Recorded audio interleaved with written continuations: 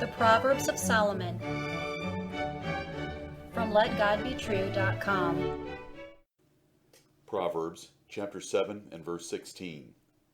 I have decked my bed with coverings of tapestry, with carved works, with fine linen of Egypt. Hear the words of God in Solomon again. I have decked my bed with coverings of tapestry, with carved works, with fine linen of Egypt. A beautiful bed is part of seducing a man. Good wives will pay attention. Wise men will take warning. The adulteress of Solomon's parable about the seduction of a young man described the efforts she made to give him the ultimate in sensual pleasure. But no matter how beautiful the bed, it is a deceitful lie for the death and hell hiding in it. Solomon knew men. He understood their temptations. He had seen the trouble caused by his father's polygamy and adultery. He knew the wiles of women. He himself had 700 wives and 300 concubines. He concluded about all of them that a wise man would stay away from them. He never found the virtuous woman that Proverbs chapter 31 describes. As the caring father of a son and the preacher of Israel, Solomon repeatedly warned young men against the danger of whorish women and fornication. Here, in this proverb, he wrote a lengthy parable describing the destruction of a young man by the wiles of a seducing adulteress. A skillful seductress knows that men are easily moved by sight. Solomon warned about the danger of her beauty and looks of her eyes. It was the sight of a woman that had cost his father dearly. This adulteress prepared her bed to attract her victim by its appearance and by its scent.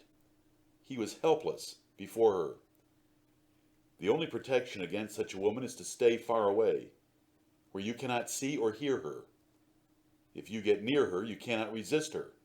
It is folly for men to allow visual stimulus of women, no matter how innocent or practical. Jesus said to pluck out your right eye or cut off your right hand in such matters. This adulteress's bed is covered with tapestries, quite the bedspread, skirts, and canopy. The headboard, footboard, and posts have beautiful carvings. The sheets, the cursed sheets, are fine linen imported from Egypt. The mere mention of the place of sexual intimacy captured the young fool's heart, and the elaborate beauty further weakened him. He went as an ox to the slaughter, or as a bird to the snare, not knowing it was for his life. Godly and noble wives can learn here. They can learn to beautify their beds for the pleasure of their husbands. Why should adulteresses be the only ones that know how to exalt lovemaking and enhance their appeal to a man? The virtuous woman knew these arts. You can read in Proverbs chapter 1 and verse 32. Can you build a simple canopy? Replace your flannel sheets with satin. Buy a new bedspread. You should be a sensual and erotic woman for your husband. If this instruction to be a lover is news to you, then read the Bible. Among the 66 books is the Song of Solomon, a detailed love song about a husband and wife and their great desire for each other's bodies. You can read there about their obsession and preparation for each other. Can you be a sporting wife like Rebekah was to Isaac? Do you understand that in 1 Corinthians 7, 1 through 5, that due benevolence is sex when, where, how, and how often your husband wants it?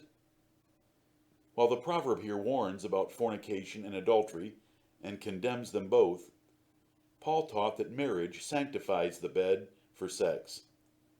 Anything goes that is not contrary to nature, and it should be done passionately. There is a worse whore that decorates a more dangerous bed, a bed for spiritual adultery. She is the great whore, the Roman Catholic Church, the mother of harlot churches, which decorates her churches with carved works, tapestries, and fine linen to seduce fools into spiritual fornication with her abominable doctrines and traditions. She is easy to identify She was the city reigning over kings in John's day. Read about her in Revelation chapter 17, verses 1 through 6, and then verse 18. She decorates her gaudy cathedrals with gold, purple, and scarlet, the metal and colors of prostitutes. Her churches rise above impoverished villages, built by the sweat and tears of deluded workers, and paid for by grieving widows' purses. Take a look at the high altar and bishop's throne of St. Peter's Basilica, if you doubt a word. What is imported from Egypt there? The phallic obelisk between the curved colonnades of St. Peter's Square. A wise man will reject a deceitful bed for spiritual fornication. He will find the bride of Jesus Christ, a simple church of apostolic faith and order, adorned with his righteousness and living in total humility and subjection to Scripture. He will join sincere saints there who keep the commandments of God and have the testimony of Jesus Christ. Amen.